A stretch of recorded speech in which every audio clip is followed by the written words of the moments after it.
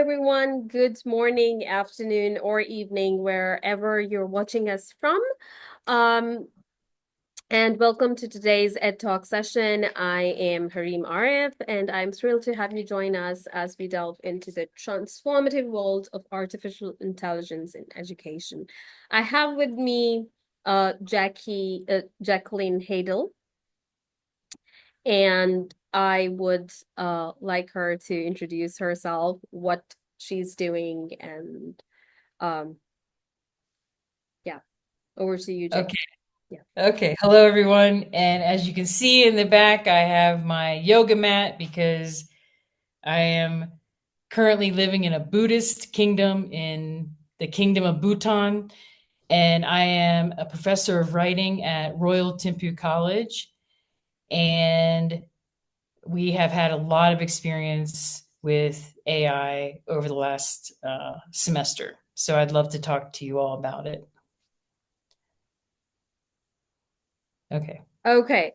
So thank you so much, and we hope to benefit from your expertise because you see, a lot of us, especially my generation, we've heard a lot about artificial intelligence coming into the world, but it has always been a concept of the future. But no longer it is a concept of the future. It's actively reshaping various sectors, including education. So, from personalized learning experiences to automated administrative tasks, AI offers a lot of opportunities to enhance both teaching and learning. Uh, at the same time, there are a lot of things that um, we feel are concerning, and a lot of people are talking about how it is beneficial. What are the drawbacks? Is it good, not good? So let's talk about that. So we're going to talk about AI as a teaching assistant. Um, So, Jackie, how do you think AI can actually personalize learning for students, and how can you think AI powered tutors and chatbots can work in education? Do you think it can replace the traditional teaching methods? What do you think about that? Okay. My honest opinion at the outset of this is I do feel like in the future, within the next 5 years, it can replace. That's this feeling I have because of the experience I've been having in a university setting at this point. Um, as far as AI being able to personalize learning, it's excellent at it. It can adapt content and pacing based on students' needs and level. It offers tailored exercises for that level of student and gives appropriate feedback to a certain extent at this point. That's where I would say, to your third question, we still need that human participation, that emotional intelligence, the human interaction for feedback. I still believe that. Um, And why do you believe that? because, and I think we'll get it to it further in another question down the road, but bias is still an issue with the way it generates. It's not very discerning at this point, on a human level. Um, and also mentoring. It's not going to be a great mentor compared to a human at this point. But and again, but back to this first question, um, it's an excellent. It does personalized learning in a very good way, and it can identify the actual learning gaps that someone has, and they can help give it targeted support.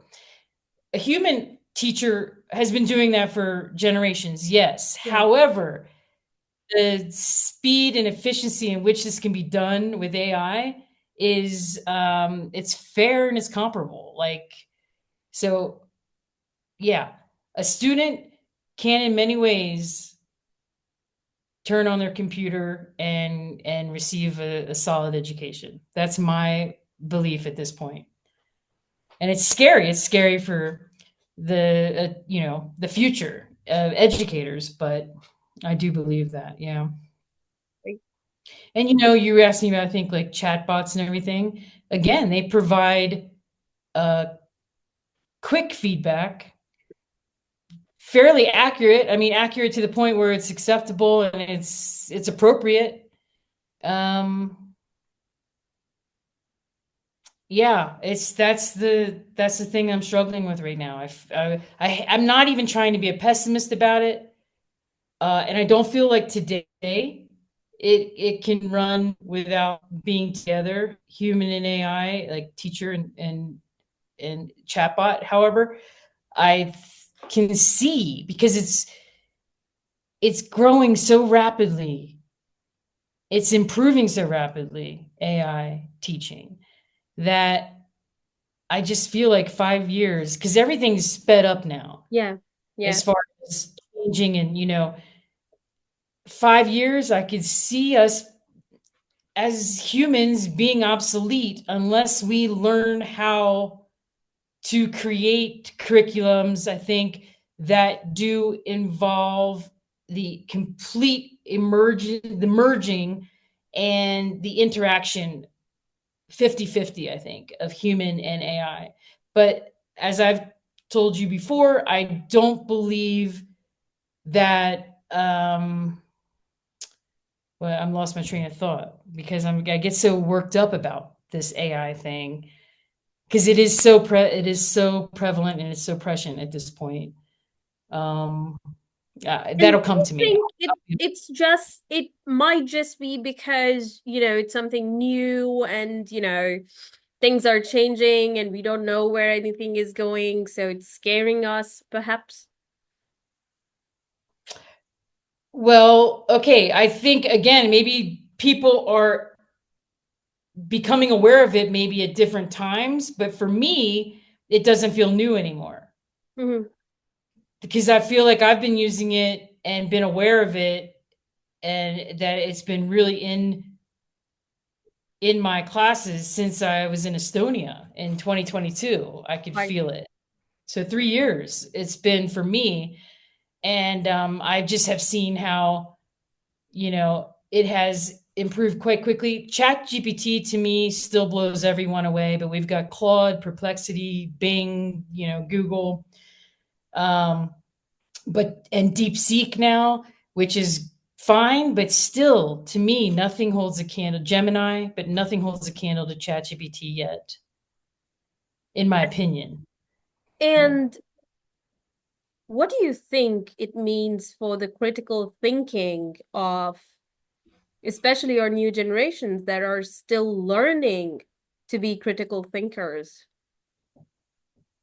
I mean, yeah, the new generation, but even the old generation aren't great critical thinkers. I think we're all showing that just with the way we interact with media now and everything. Yeah. I don't think I think critical thinking is uh something that wasn't that great and now may not even come around.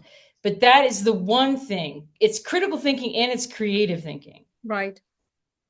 that I believe still requires a majority of human input. And I think that's where a teacher is still vital. However, this is just a thought I had just as I said that, is like, I don't know what the willingness is or the interest that students have in it. If it means it's going to take them more time to do something, it's like, look, teacher, same result right here without that, you know? Hmm. So I don't know. I think I did teach a critical thinking, creative thinking course in Estonia as well, Right. at Narva College. And I loved it because there was no use of a computer at all. It was Right. specific exercises uh, related, yeah, to just human autonomy. But I don't know. I don't know. So earlier in our last episode as well, we were talking about it, and we had Svetlana, and she shared her experience how one of her students was using AI to talk. So she or he would ask AI to script the conversation for him, and they there you go. And then but the whole point of the conversation was that you improve your English. But if you're asking AI, then like, are you really improving, and what are you improving is the question. So was the what was the student was reading the script out loud? Yeah, yeah. So it was an online class, and you know, how you give a discussion point to students to discuss, and then he would ask ChatGPT to, you know, write it down for him, and he would just talk, read it out loud. That's complete absence of critical thinking. There's no thought involved, and you don't retain that either. You know, retention is difficult when you do that, and you become AI yourself. You become a robot. You know, there's no emotional intelligence Yeah, involved in that. yeah, yeah, absolutely. And because we're replacing in all fields of um our life, in all affairs, we are you know, there's so much AI um and so much automation. I remember I went to the UK. It's a really funny story. So my flight was delayed. So the transit flight I took did not have my luggage, right? So when I got there, my luggage was there, but I didn't know where it was. And there was no human I could talk to. So there was this machine, and you had to go and say, okay, your luggage has not arrived. So you've practically lost it, or is it damaged? So just two options. And like, that's not my option. I don't want that. It's like my luggage is here. I just don't know where it is. So who do I speak to? You know? Yeah, yeah, that's So it's it's getting there. It's there, and I don't know what it means, and especially in education. So it means that a lot of jobs are going to be obsolete in the future. But then, yeah. That like they're getting rid of the counter people. They're get like someone yeah, that could have answered your question. They're exactly. out Yeah. of way. But then now, what it means in education, what exactly do we need to educate people on that would help them when they grow up? So we're not just talking about people who are in the university at the time, but also children who are in the school and who will be in their practical fields maybe 20 years from now. So what do we expect them to uh, do? Do we know what we should be teaching them? So the idea is you teach them how to think critically and creatively. So whatever the world they end up in, they know how to deal with it. But then when we have AI thinking for them, and they're not researching, and they're just, you know, getting their answers and handing it over to you on a paper, um, like, what are we really teaching them? And it's concerning to me as a parent and as an educationist. Mhm. We uh, we definitely have to. I think we definitely have to change how we learn, and we have to change how we teach moving forward. Curriculums need to change. There's no point in keeping things the same way and trying to work with that. It doesn't. People are different now too. Children from a young age are that's their first exposure is a tablet, and that's it. Moving on, they're already coding now, right? By 10 years old, I mean, they know how to do this stuff. Yeah. So education has to change, like in to keep people interested. I think otherwise they can learn everything they need to learn in their room on a computer. Yeah, That's what I and think. post-COVID, And we shifted from this face to face, and there was a lot of talk about how, you know, these classroom lectures or classroom experience is changing and everything is going online and it's less personal and all of that. And now you bring AI to the mix. And then there's a lot of talk about emotional intelligence not being there. But do you think it's really that impossible to make uh, an AI bot that can respond to you on an emotional level as well? Impossible? Not no. I think in 5 years, five is the number I'm giving the world. We are done if we don't figure something out. Like they can definitely do it. You know, they can definitely supply enough. I mean, how much do they need? You know, just enough. And I was talking to So, this other person the other day, and he said a very interesting thing, um, that we say we're in the age of robotics. In this, we are the robots.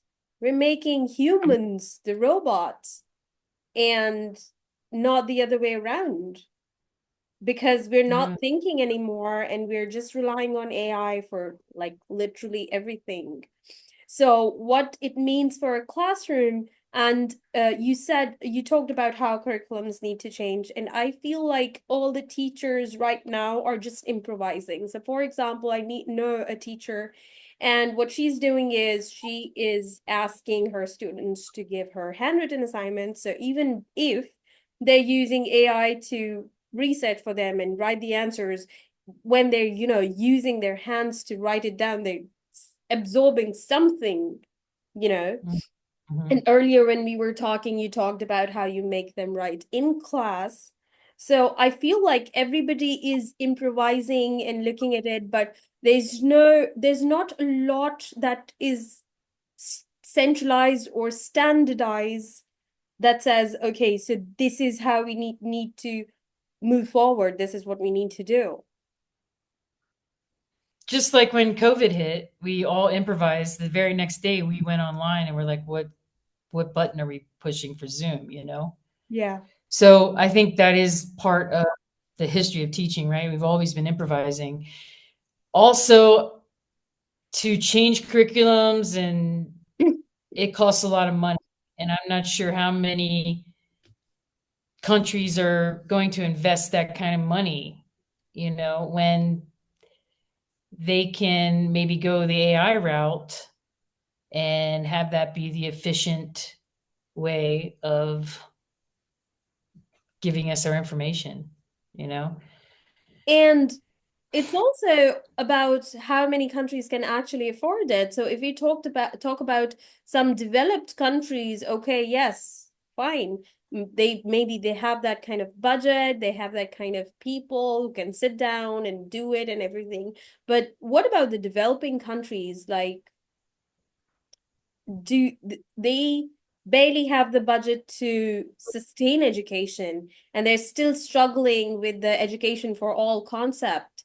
So That's the they other there's thing. Yeah. no. And they're like, I mean, some they struggle with, you know, internet connection, Exactly. laptop availability. So some there are definitely parts of the world that don't even know what we're talking about. We're talking about ChatGPT and things like that. So again, like, are they just going to be left behind in a much like with a much more distance between? Like Yeah. it's always been that way. We've always had that, you know, Yeah. difference in the Yeah. world. Yeah, yeah. But now it's escalating.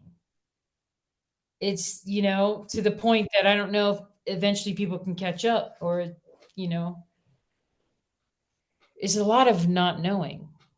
And you talk about the gap. So that also mean that there are these people who are creating AI and things from AI, and then there are people who are doing other things.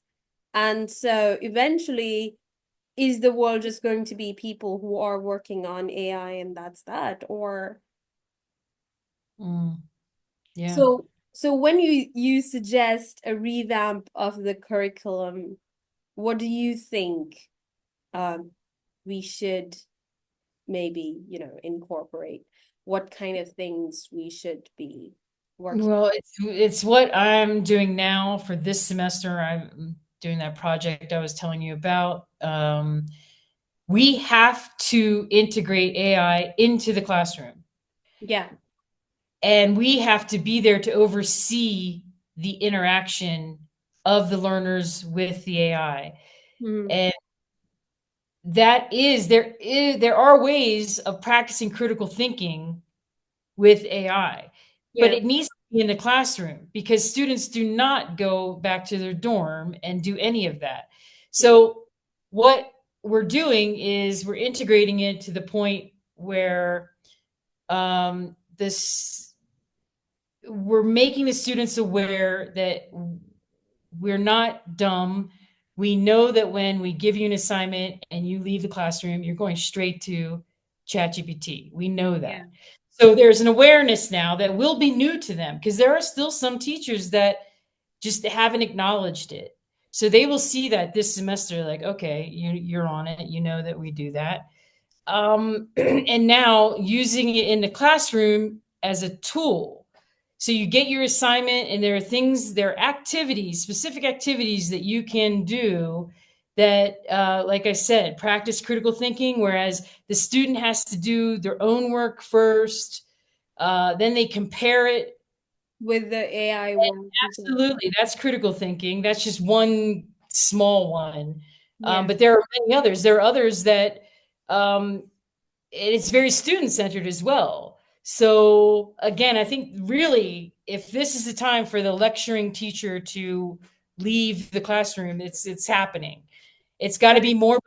You're facilitating now. You are truly, and that's what we've been preaching as Yeah. CELTA trainers for years, without AI or anything. But this is really the real deal. This is a place where, let's say you're in a literary class, you've got a novel or a short story, anything.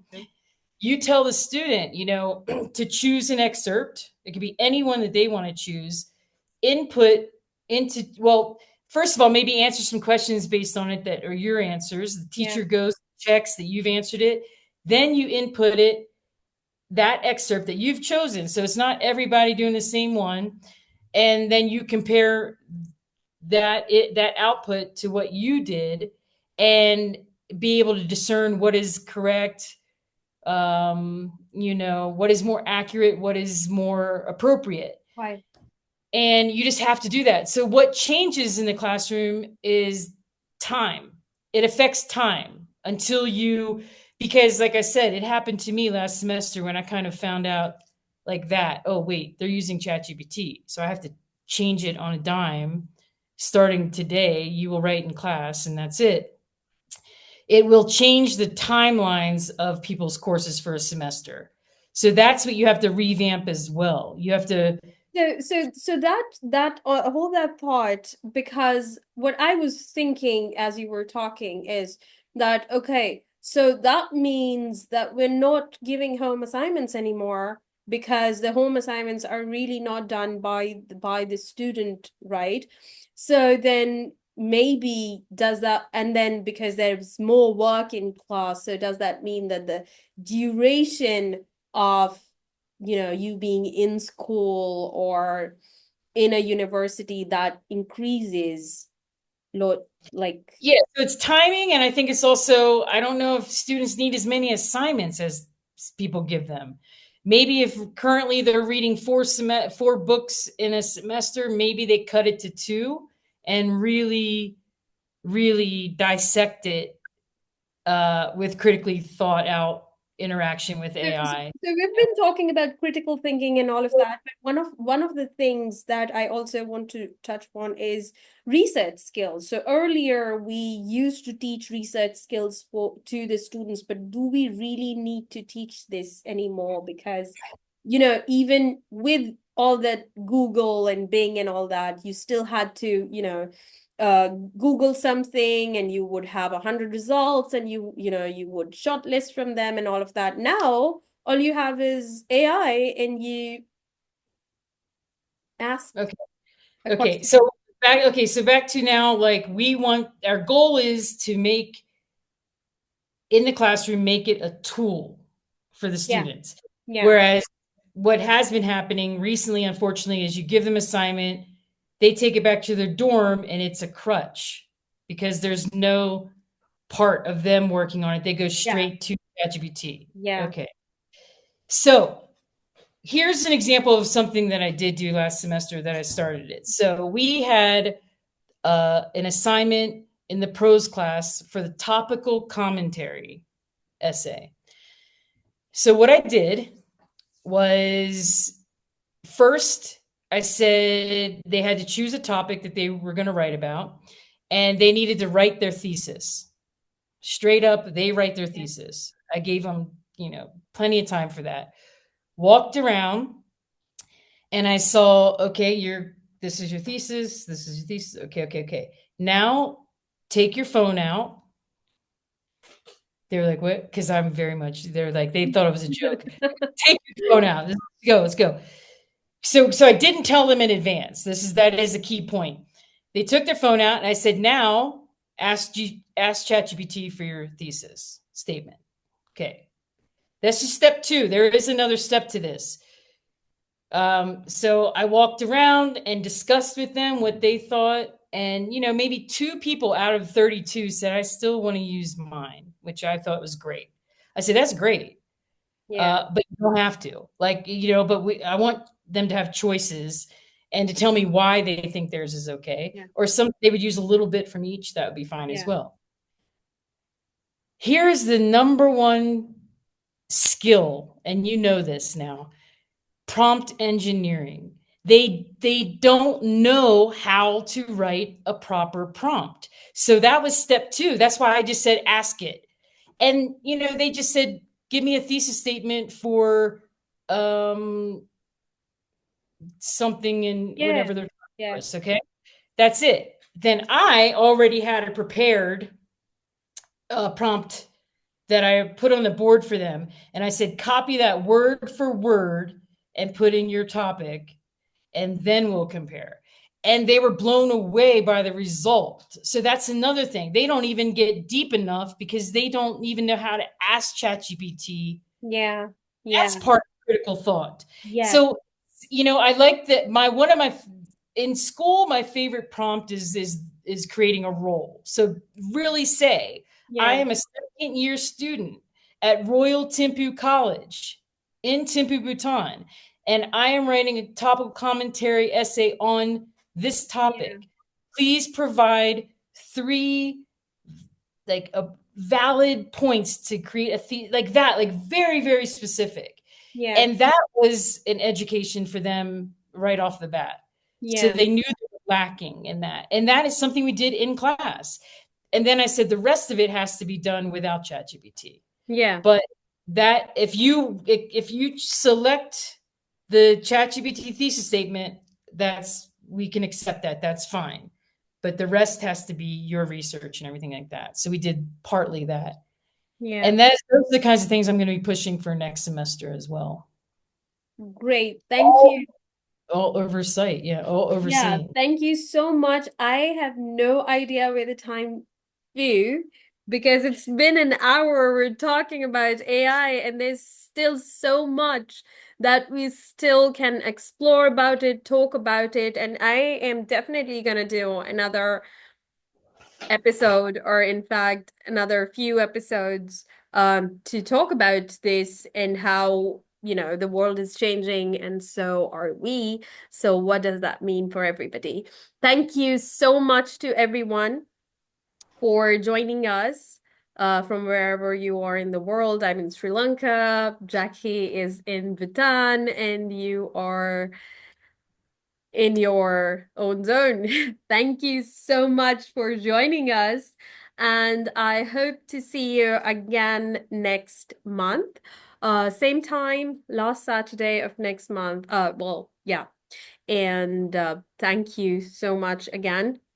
And we'll continue to talk about AI and the implications and the opportunities it provides to us. Thank you so much, Jackie, for sharing your valuable insights. And I Thank you. hope to see you again soon. Thank you very much. Bye bye. Bye-bye.